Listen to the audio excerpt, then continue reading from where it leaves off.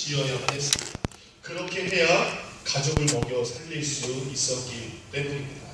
그래서 손톱이 닳도록, 그래서 정주영 회장에게 기억이 남는 것은 자식들에게 우리들을 먹여 살리기 위해서 돌을 골라내고 흙을 골라내고 좋은 밭을 만들기 위해서 손톱이 닳았던 아버지에게 드릴 수 있는 나의 선물이 바로 이것이었습니다. 그래서 한국 후손들에게 자급자족할 수 있는 땅을 물려주는 것, 이것이 정주영 회장이 꿈꿔왔던 것입니다.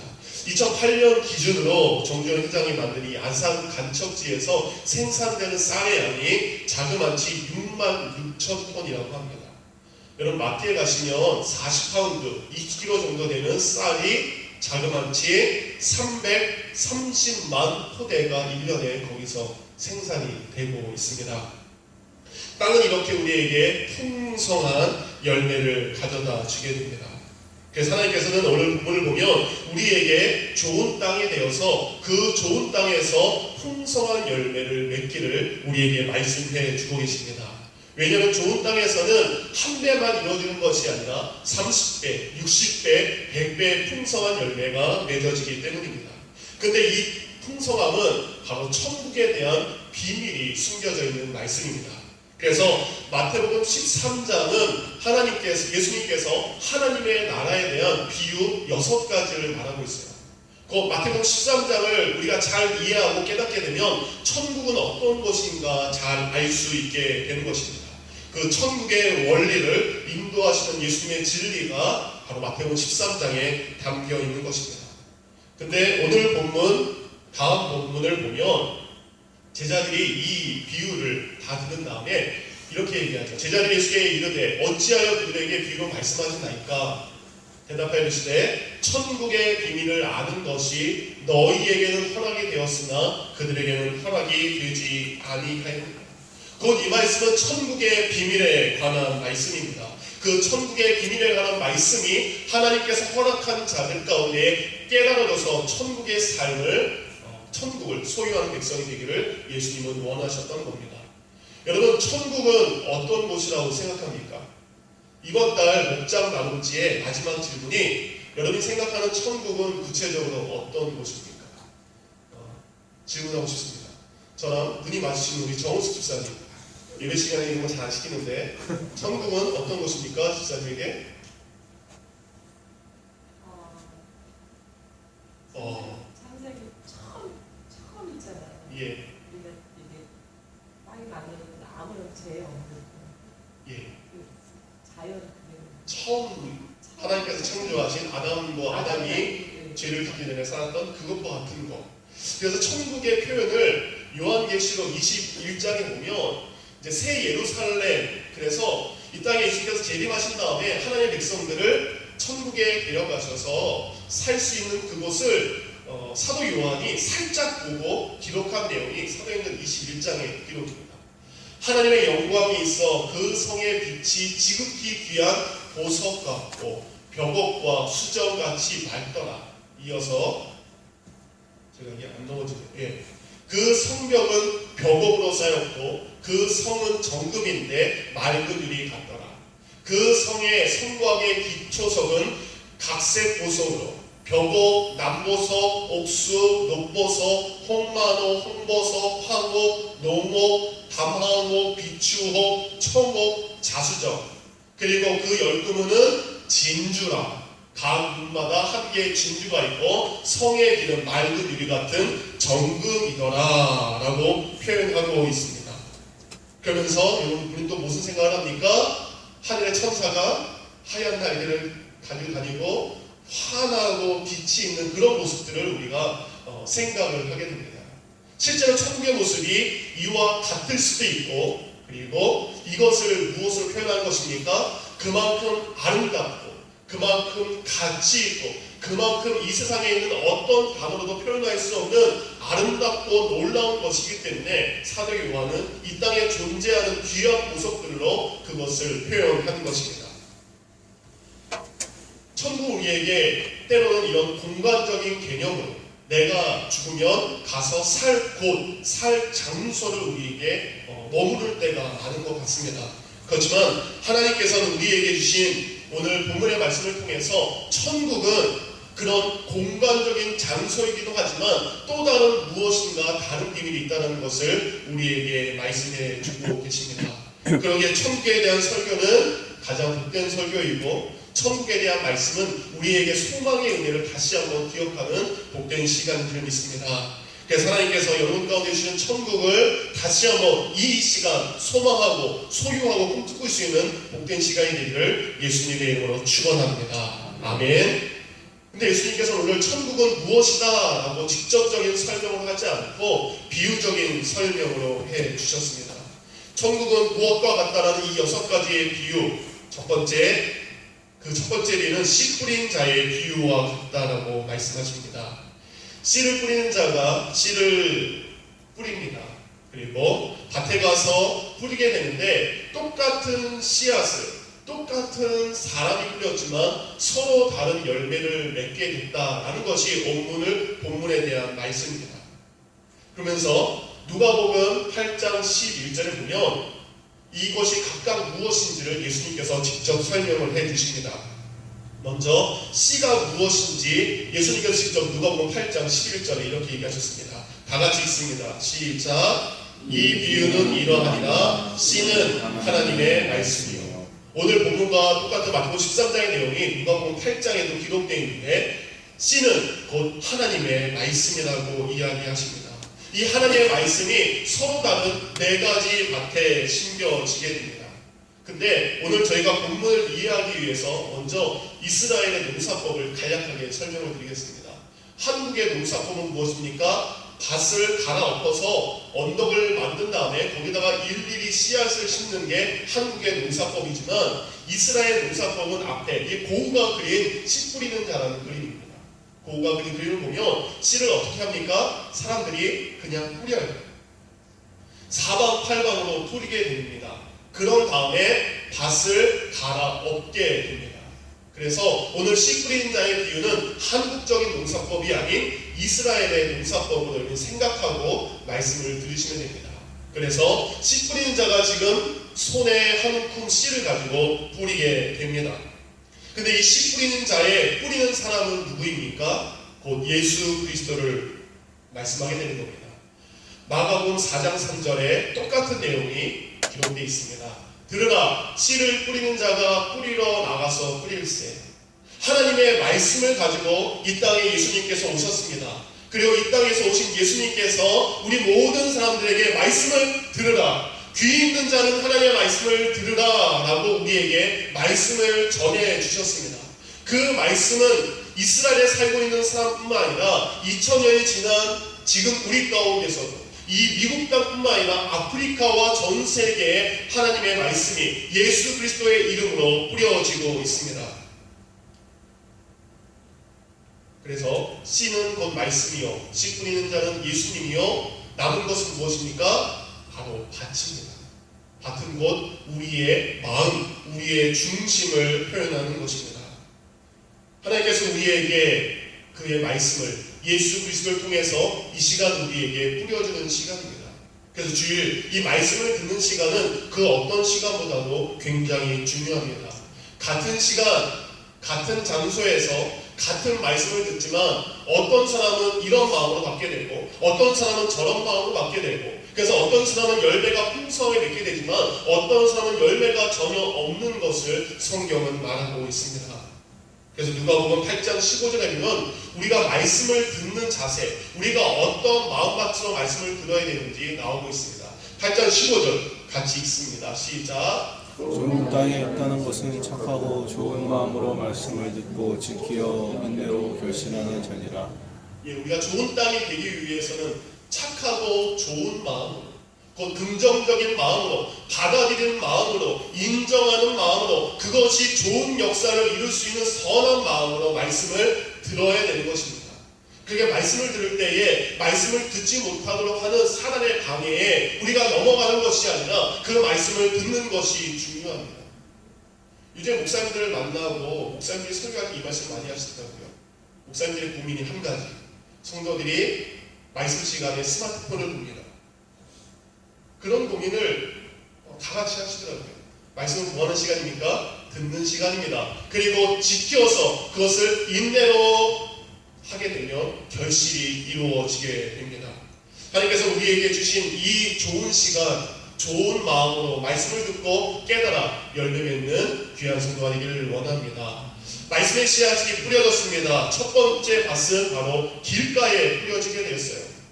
힘차게 뿌리게 되었는데 그 밭에만 떨어지는 것이 아니라 길가밭에 떨어지게 됩니다.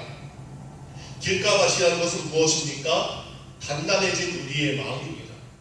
길가처럼 굳어진 우리의 마음입니다. 길가처럼 그 무엇인가가 들어갈 수 없는 강팍한 마음을 가진 것. 그래서 하나님의 말씀에 관심이 없는 마음밭이 바로 이 돌밭이라는 겁니다. 하나님의 말씀을 들어도 나와 무관한 것으로 여기게 됩니다. 말씀에 고정하지 않습니다. 말씀을 붙잡지도 않습니다. 오히려 말씀을 들을 때마다 딱딱한 마음 가운데 부정적인 생각을 하게 하는 것. 이것이 돌밭의 마음입니다. 그래서 이러한 사람 가운데 하나님의 말씀이 씨앗이 떨어진다 할지라도 예수님께서 그 위에 씨앗을 뿌렸다 할지라도 씨앗이 들어갈 수 없기에 열매 맺지 못하게 됩니다. 그러면 그 씨앗이 어떻게 됩니까? 날아가는 새들 눈에 씨앗이 보이게 되죠.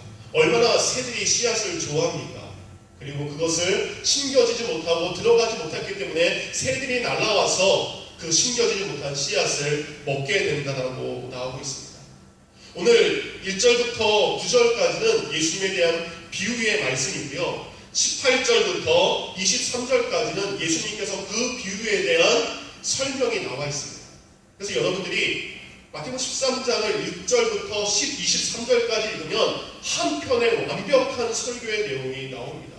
그래서 저 또한 오늘 다른 어떤 것을 이용하는 것이 아니라 이 말씀의 비유, 예수님께서 어떻게 하셨는지 그것을 여러분에게 전달하는 시간입니다. 19절입니다. 아무나 천국 말씀을 듣고 깨닫지 못할 때에는, 오늘 저희가 읽었던 본문 말씀 그 뒤에 있는 19절에 대한 예수님의 설명입니다. 천국 말씀을 듣고 깨닫지 못할 때는 악한 자가 와서 그 마음에 뿌려진 것을 빼앗나니 이는 곧 길가에 뿌려진 자라. 사단은 하나님의 말씀이 우리 성도들 가운데 심겨지는 것을 당연히 싫어합니다. 그래서 강팍하고 단단해진 우리의 마음 가운데 사단이 찾아오게 되고 우리의 말씀의 씨앗을 냉큼 먹어가게 되는 것입니다.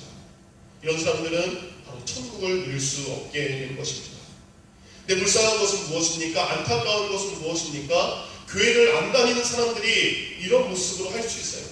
교회를 안 다니기 때문에 하나님의 말씀을 들어도 튕겨낼 수밖에 없습니다. 그렇지만 가장 불쌍하고 그리고 가장 연약한 것은 내가 교회를 다니고 말씀을 들음에도 불구하고 그 말씀 앞에 이러한 자세를 가지고 살아가는 것. 그 사람은 돌밭과 같은 인생을 사는 것이고 열매 맺지 못한 인생을 사는 것입니다. 어떤 분이 우리 성도 안에 존재하는 20가지의 병을 이렇게 진단했습니다. 20가지를 읽어가면서 지금 내 안에 이런 것이 있지 않나, 몇 가지나 이런 병이 내게 있나 한번 헤아려 보시기 바랍니다. 성도 안에 존재하는 20가지의 병.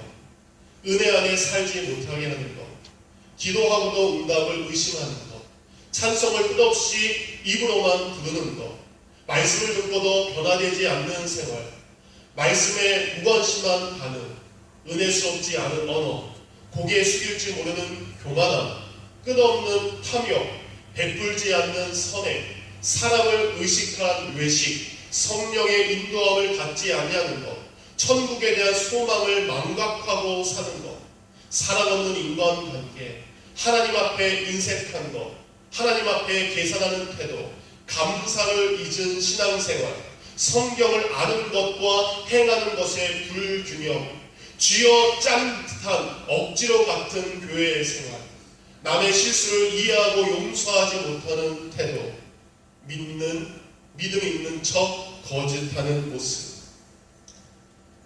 이러한 마음은 어떻게 해야 됩니까? 바로 갈아엎어야 되는 것입니다.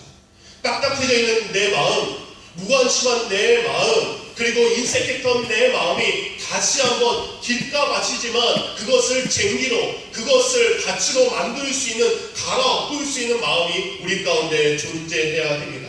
곧 나의 생각, 나의 고집, 나의 철학 그 모든 것이 단단하게 있는 것이 아니라 주님 내 생각을 다 포기합니다. 내 방법을 다 내려놓습니다.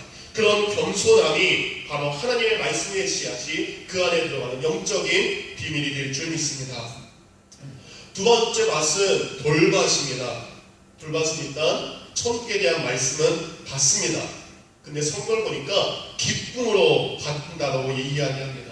20절 예수님의 해석입니다. 돌밭에 뿌려졌다는 것은 말씀을 듣고 즉시 기쁨으로 받되, 말씀 들을 때 할렐루야 아멘 정말 좋습니다. 오늘 말씀 너무너무 좋습니다. 맞습니다. 저렇게 내가 살아야 됩니다. 그래서 말씀에 희망도 없고 기쁨도 없고 감사도 없게 됩니다. 그렇지만 그 속에 뿌리가 없습니다. 뿌리가 없어서 잠시 견디다가 잠시 기쁨을 가지고 있지만 곧 무엇이 일어납니까? 환난과 박해가 일어나게 됩니다. 근데 그 환난과 박해가 어떤 것입니까? 말씀으로 인한 환난과 박해예요. 사단이 주는 환난과 박해가 아닙니다. 말씀이 주는 부담감입니다. 내가 기쁨으로 살려면 그 기쁨을 가지고 성경 누구에게 이러한 삶을 살라, 이렇게 행하라 라고 말씀하십니다. 근데 그것이 내게 부담으로 다가옵니다. 말씀대로 살라고 하니까 환난이 내게 있습니다. 말씀대로 살라고 하니까 부딪히는 것이 너무나 많습니다. 그래서 받은 기쁨은 사라지고 그 부담감 때문에 그는 넘어지는 자가 되게 됩니다. 곧 이런 성도들은 기초가 약한 성도인 것이죠. 매 주일마다 예배당을 찾습니다.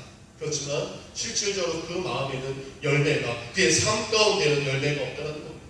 겉으로 보기에는 예수님을 잘 믿는 것 같지만 그에게는 여전히 아무런 열매가 없어지게 됩니다. 그래서 뿌리가 박힐 시간이 없는 것입니다.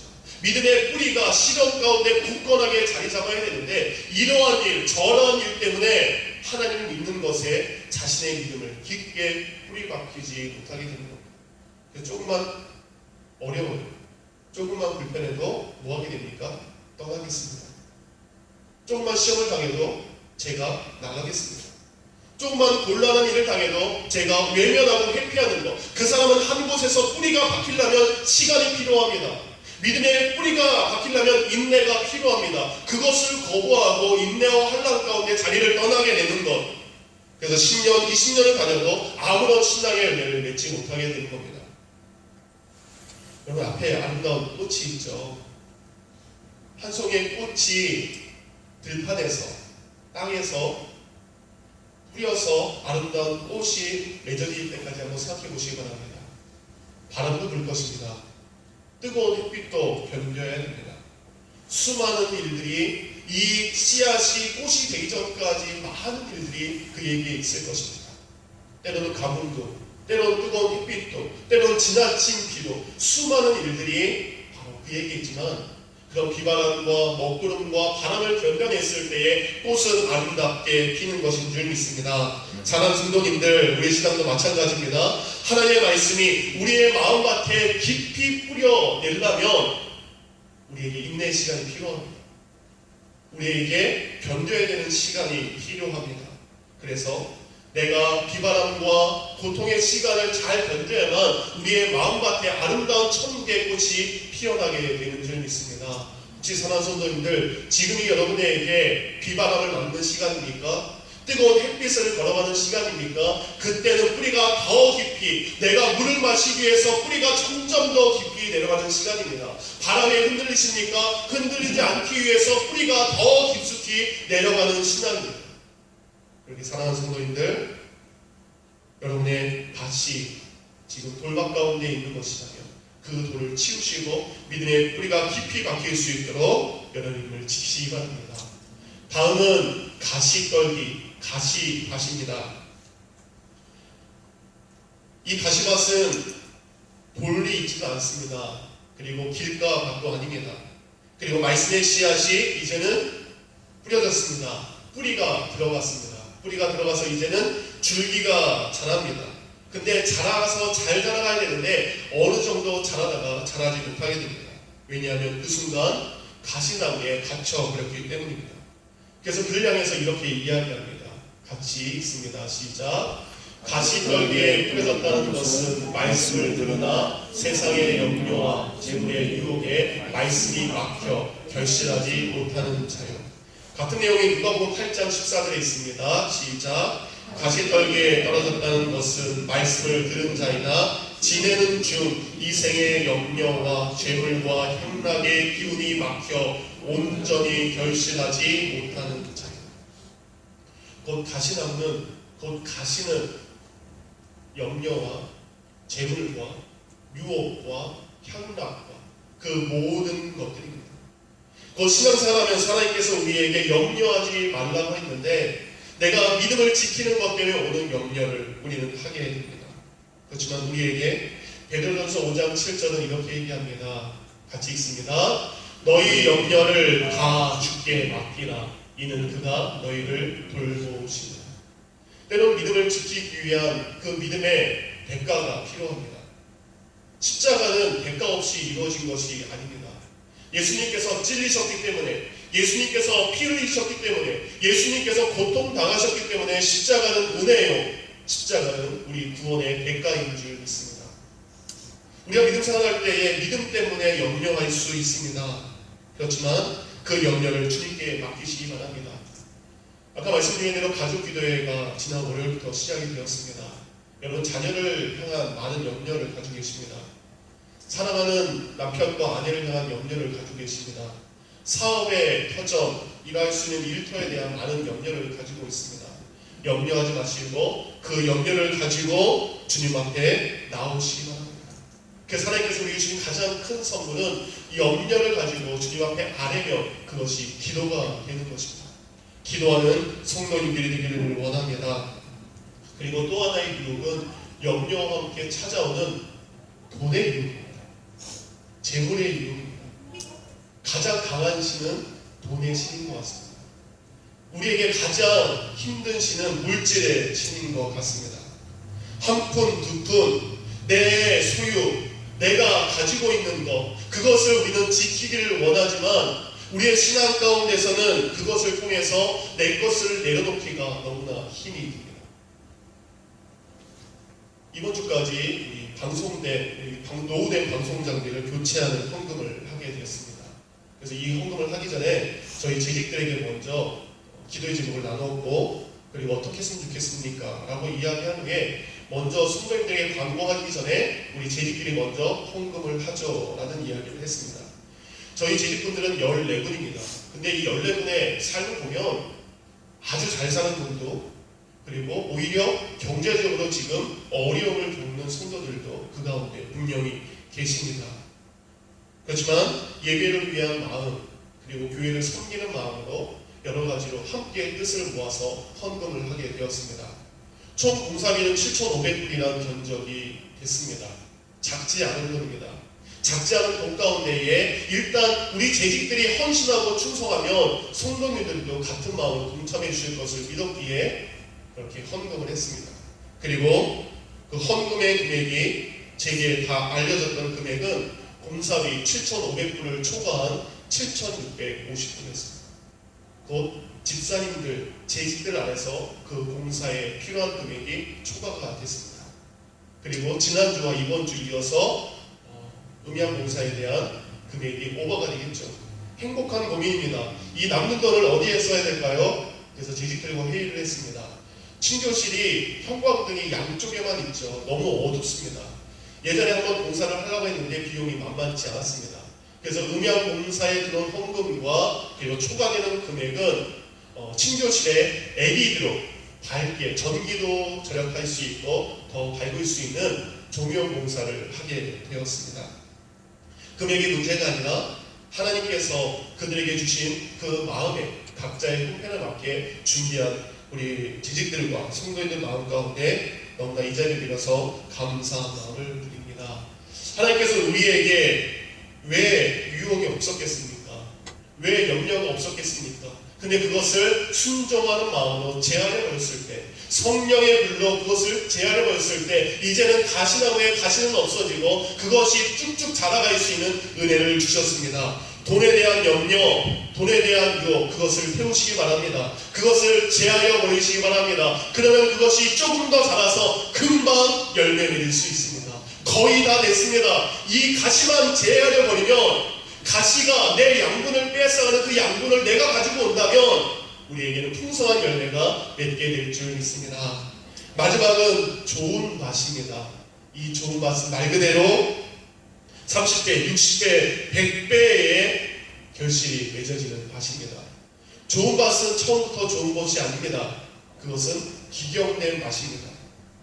정주영 회장이 만들었던 서양 간척지, 실은 거기는 간척지이기 때문에 짠물입니다. 그 짠물을 빼기 위해서 수많은 노력이 있었기에 지금의 그 엄청난 쌀을 거둘 수 있었습니다.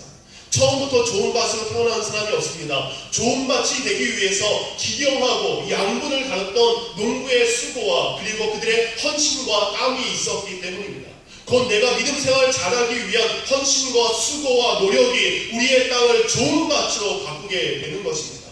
좋은 밭으로 태어나는 성도는 없습니다. 좋은 밭으로 만들어지는 것입니다.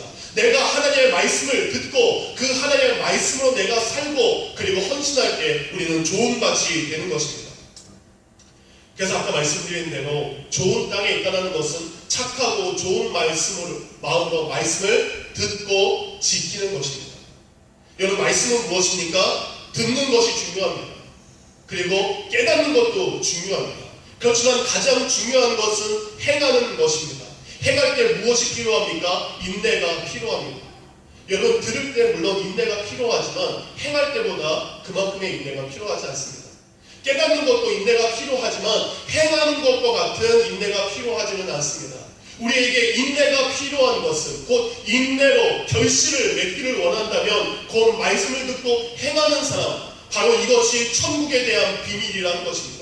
그 천국은 내가 하나님의 말씀을 듣고 깨닫고 이 땅에서 말씀대로 살아갈 때에 이 땅의 천국의 삶을 누리게 되는 것을 말씀하고 계시는 겁니다. 그 말씀을 순종하는 자에게, 말씀대로 사는 사람들에게 임하는 것이 천국입니다. 천국은 몇 개입니까? 2개입니다. 우리가 죽어서 오는 저 천국, 그리고 이 땅 가운데 말씀대로 살아갈 때 우리에게 체험되는 천국, 이곳에 있는 우리 사랑하는 성도님들 지금 말씀을 들었습니다. 이 말씀으로 여러분이 천국 삶을 누리기를 원합니다. 이렇게 듣고 깨닫고 행하는 자, 이들에게 임한 천국은 곧 그들의 삶 가운데 30배, 60배, 100배의 결실이 맺어지게 되는 것입니다. 지금 나의 밭이 어떠한 밭인지 묵상하시고, 그리고 내 밭이 길가밭이라면 갈아엎기를 원합니다. 내 밭이 돌밭이라면 돌을 제하여 버리기를 원합니다. 내 밭이 가시가 있는 염려의 밭이라면 제하여 버리시기를 바랍니다. 그래서 좋은 밭이 되어서 이 땅에 말씀이 주시는 은혜와 말씀이 주시는 축복의 천국의 삶을 이 땅에서 누리는 소중한 성도가 되기를 우리 주 예수님의 이름으로 축원합니다. 기도하겠습니다.